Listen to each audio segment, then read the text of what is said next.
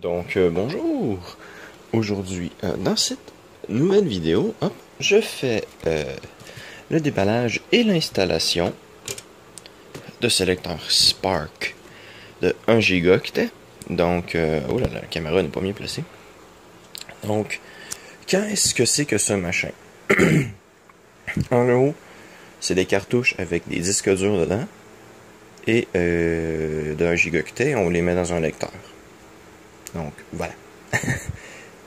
Et c'est en port parallèle pour celui-là. Donc, c'est relativement lent, mais c'est pas ça qui est important. Le plus important, c'est que il faut comprendre que j'adore le matériel informatique. Les logiciels informatiques, c'est pas ce qui me passionne le plus. Donc, j'adore le matériel. Donc, quand je le peux, je m'achète du matériel. C'est pour ça que je me suis acheté au cours des 2 dernières semaines, de la dernière semaine, pardon, 2 tours. Donc, voilà. Donc, on va ouvrir ça. Donc, vous pouvez voir que cette boîte-là vient du Canada. Donc, on a du français. Ce qui est bien. J'aime ça, avoir des trucs qui étaient vendus, justement, ici. Parce qu'ici, on n'a pas toujours les mêmes trucs qu'ailleurs. Donc, comme par exemple, nos claviers. Nos claviers sont assez durs à trouver ailleurs que ici au Canada. Même ici au Canada, sont pas les plus faciles à trouver parfois. Vous allez dans un magasin d'informatique et la majorité des claviers, surtout les claviers mécaniques ou pour les jeux, sont tous des claviers américains et anglais. Ils se donnent même pas la peine de les faire comme il faut. Donc bon. Donc voilà. Donc sur cette boîte, on a le lecteur, une cartouche de débutant, et le connecteur, bien entendu, pour le port parallèle et l'alimentation. On a aussi des programmes, donc Segasoft HeatNet, Novastar, Serif Draw, NetResult, AltaVista, Sprynet et McAfee WebScan. Donc c'est tous des trucs inutiles que j'enlèverai de la cartouche. Vous pouvez voir qu'on a aussi un modèle interne. Donc voilà. On peut faire des sauvegardes et on a ici un beau petit exemple de celui qui est interne en IDE et voilà. Caractéristiques. On a donc ici un disque dur, la capacité de 1 gigaoctet, temps de seek 12 millisecondes, transfert moyen, maximal 7 mégaoctets. En continu 0,1 900 kilooctets et pour le modèle EIDE on a du 16 mégaoctets, donc voilà. Mémoire cache de 512 kilooctets. Ah bon. Donc, on va l'ouvrir. Le seau a été défait puisque comme le vendeur a écrit dans sa description, il l'a ouvert pour vérifier que tout était dedans. Mais je veux dire, c'est pas... je veux dire, les chances qu'il y ait un truc neuf en boîte puis qu'il n'y ait pas tout ce qui est dedans, c'est quand même, il y a quand même peu de chance. Donc bon, c'est un peu con, mais bon. Donc, on va ouvrir la boîte comme il faut. Donc j'ai ouvert un coin et on va essayer d'ouvrir l'autre. Allez, hop. Puisque faut comprendre, hop, que quand j'ouvre une boîte, j'appuie pas dans le milieu pour l'ouvrir, parce que regardez ce que ça fait la personne qui l'a ouverte avant moi, ça fait un pli dans le carton et c'est affreux. Donc, hop, le tout est dans un emballage, une boîte de plastique. Hop. De quel sens ça s'ouvre? Je crois que ça s'ouvre comme ça, voilà. Donc la boîte va aller dans mon stock de boîtes, parce que je vais garder la boîte, bien entendu. Donc, hop, une cartouche, allez. La cartouche a été ouverte. En effet. Ah, ça sent encore le neuf. Ouais, ça sent le neuf. Qu'es-tu, toi?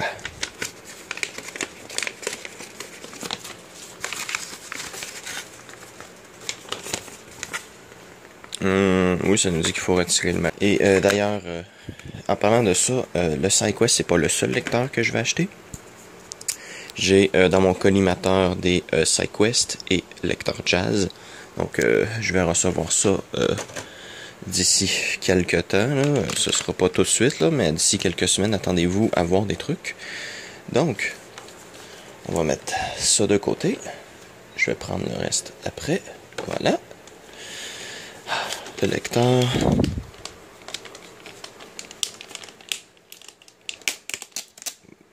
Voilà. Hop. Le seau est toujours là. On dirait bien que oui.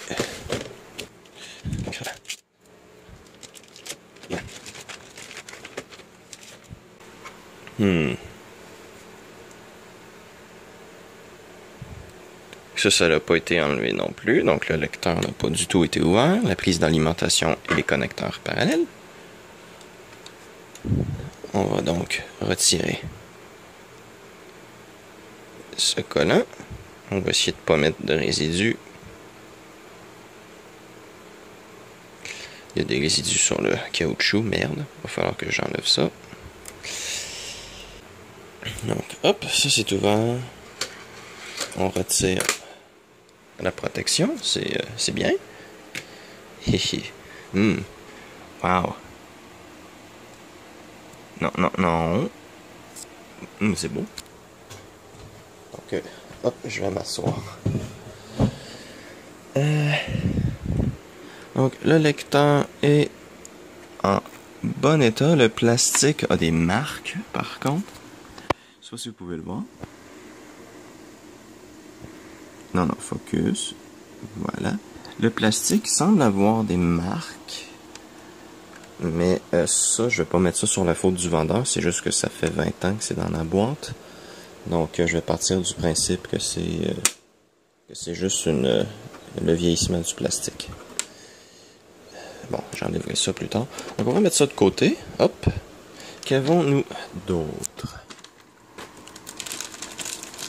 Donc, hop. Dans le sac en plastique. Voilà. La disquette. Ça, je vais la proposer sur Win3X. Des giga rabais. Non. Non. C'est interdit. On a un SideJet de 1,5 gigaoctets, mais c'est parce que je viens d'acheter un Spark. Si tu crois que je vais aller m'acheter un SideJet, ça attendra quand j'aurai de l'argent. Voilà. J'aimerais bien avoir une collection assez étendue de périphériques externes, vous voyez. Non. Ça doit exister depuis longtemps. Explorez votre génie. Mais je veux juste sauvegarder des données, j'en ai rien à battre de mon génie. Garantie. Le guide d'utilisateur. Fully Functional Family. Ça sent les années 90. Mon Dieu, j'adore. Il y a des gens qui détestent ce côté-là des années 90, mais moi j'adore. C'est genre tellement surfait. C'est juste magnifique, quoi.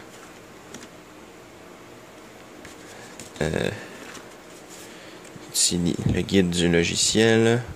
Ouais, bof, le logiciel, je les utiliserai pas. SideQuest. Ah, les accessoires. Non. On peut acheter un chandail en coton pour ça. Mon Dieu. Un sac de transport. Regardez, le chandail coûte 30$. C'est moins cher que plein de trucs qu'on peut acheter aujourd'hui comme chandail de marque. Une cartouche 50$, c'est pas si pire, franchement. Un paquet de 300$.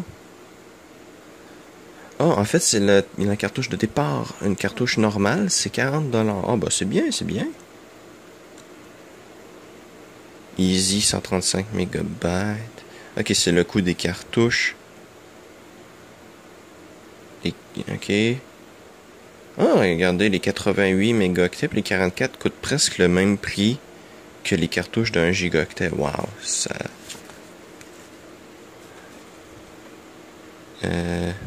on a des trucs pour les monter. On a des cartes SCSI. $80, $90, $300. C'est cher les cartes. J'en ai d'ailleurs une comme ça, exactement pareille. Elle est dans le... Non, elle est pas dans le... Regardez-moi ça. C'est l'exact même. Donc je sais que cette carte-là valait $300 à l'époque, du moins si on passait par SyQuest. Donc, wow, c'était vraiment pas donné le SCSI, hein.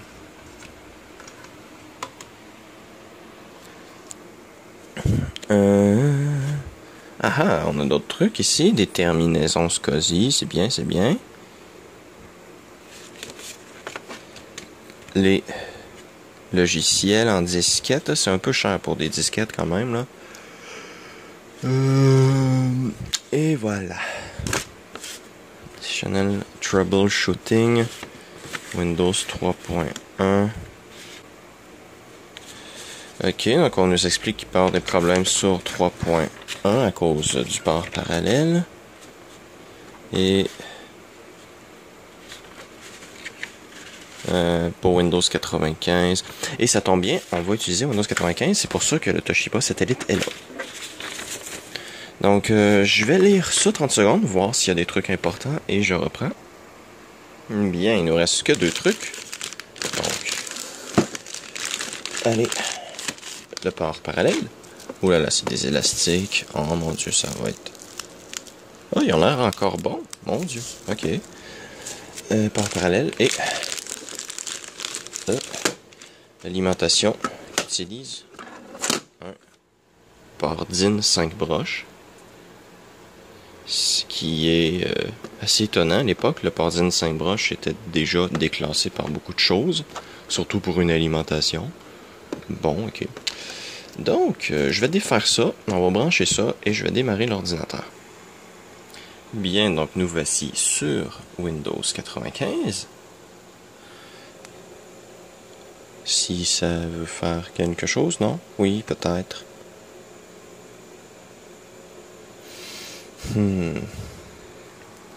Bon, il fallait que lui laisser du temps. Donc, ça change des trucs, des choses, puis des affaires. Voilà. Bon.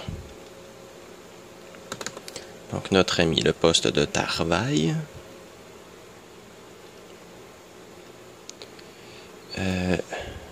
Voilà. La disquette.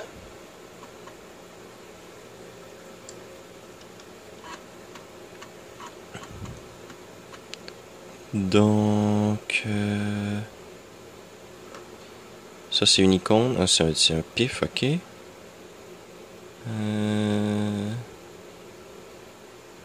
Ça c'est un pif aussi, oui. Ok, donc on va cliquer sur Install.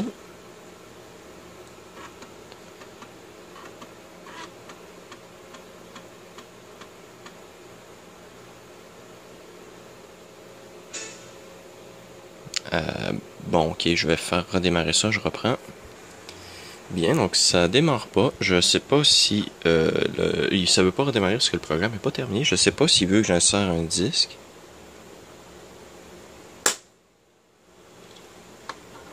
Donc, on va le serrer.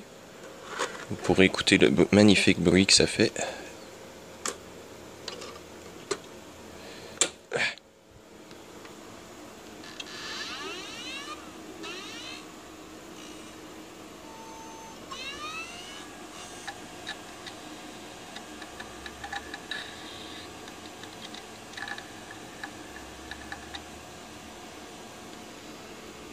C'est que c'est silencieux.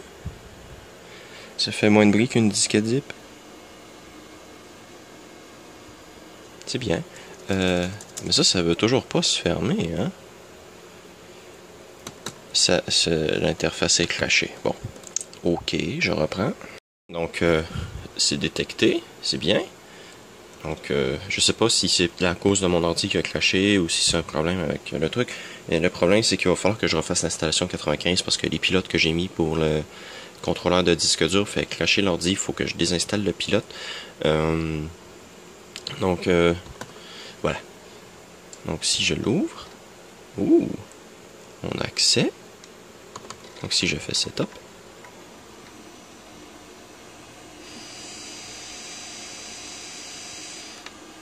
c'est bien. Donc, on a des vidéos.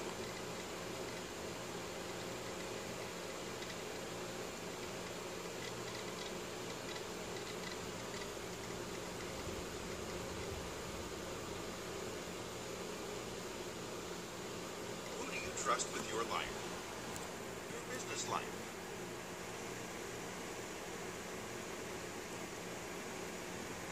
Your creative life. Who do you trust with all the important things you store on your computer? When it matters most, people store it on a SciQuest cartridge. iOmega. Par contre, la vidéo est fluide. Award-winning SciQuest is the single most recommended and reliable storage brand in the industry. Fast enough to get your files when and where you need them. And inexpensive enough to make SciQuest the price-performance leader. The things you care about deserve to be stored on a SciQuest.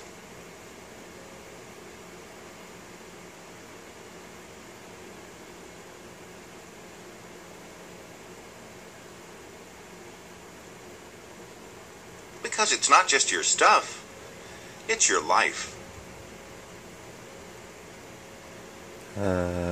Ok. Bon. Set up your Spark. Bon, par contre, je dois dire que j'adore. Hein? Ouais. Ça fait plus de bruit si on l'ouvre, mais ouais, j'adore. J'espère que je vais finir par trouver un modèle interne en IDE ou en SCSI. Oh, ça va être super cool dans un autre ordinateur. Oui, mets l'icône. Ça va être super pratique de transférer des gros dossiers avec ça.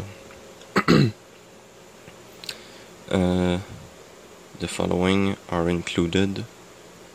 Oui, non, je sais qu'ils sont dedans, mais j'en ai rien à battre. Merci. Next, finish. Voilà. Donc, exit. Démarrer. Est-ce que c'est dedans? SciQuest, oui.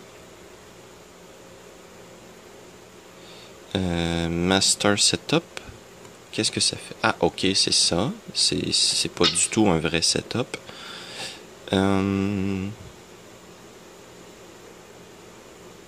Utility.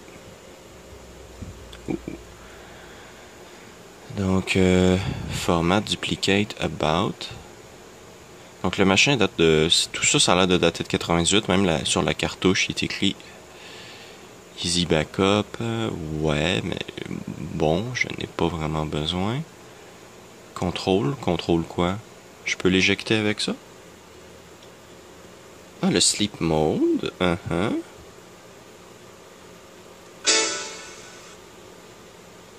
Ben, pourquoi tu me le mets s'il supporte pas? Je suis bien sûr oui. Cartridge write verify. Ejectone. Oh, set on.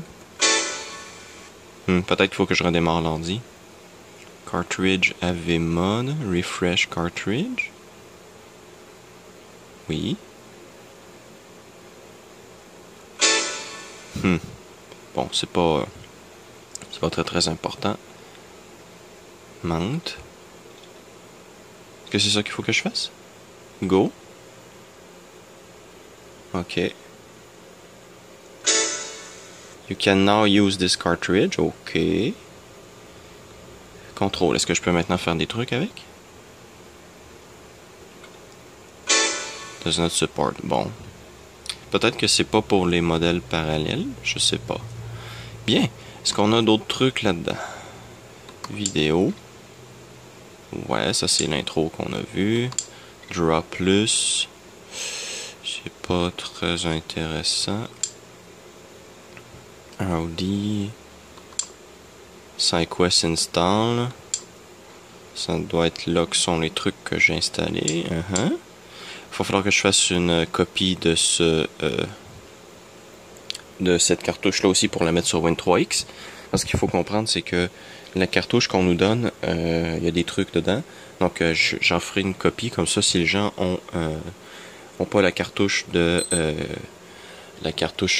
démarrage, donc starter. S'ils n'ont pas cette cartouche de démarrage là, ben ils peuvent se la faire. Mais bon, là on sort du contexte. Donc on va éjecter. Il me reste 241 mots, hein, ils ont vraiment mis de la merde. Éjecter.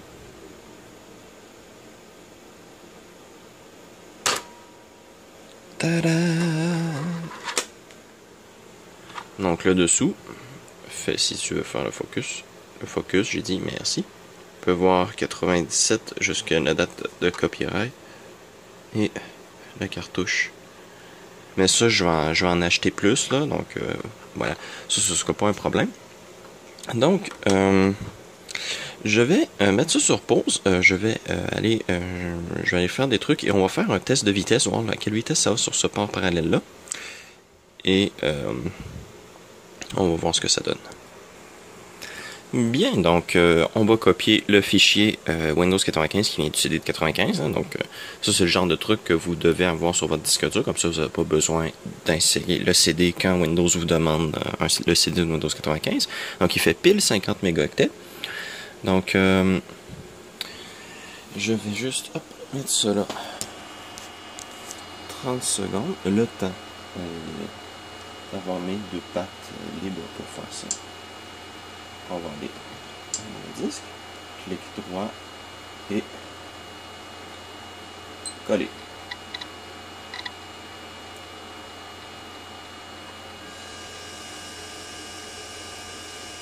C'est très silencieux. Ah, ça commence à faire un truc. Quoique ça reste assez silencieux tout de même.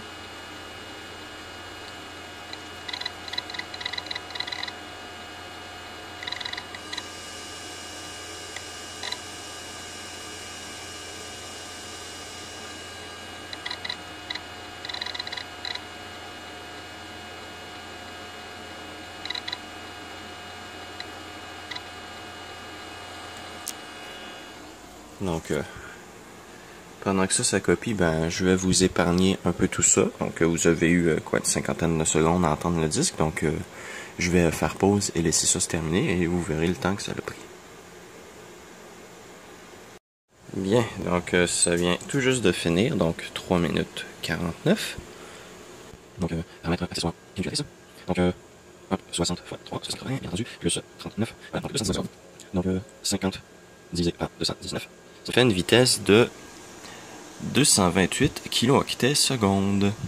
Mais bon, il faut comprendre qu'on est sur un Pentium MMX à 233 MHz. Donc, le processeur n'est pas assez rapide pour saturer le port parallèle. Bien. Donc, hop. On va donc supprimer ça ici. Voilà. Oui, c'est tout.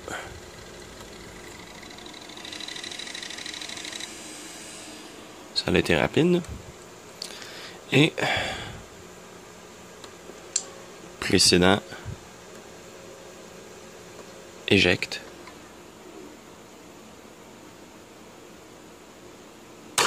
Ah. Par contre, je dois dire que un problème avec ça, c'est que l'insertion est assez dure à faire. Je veux dire, je suis supposé faire ça comment? Avec une main. Voilà.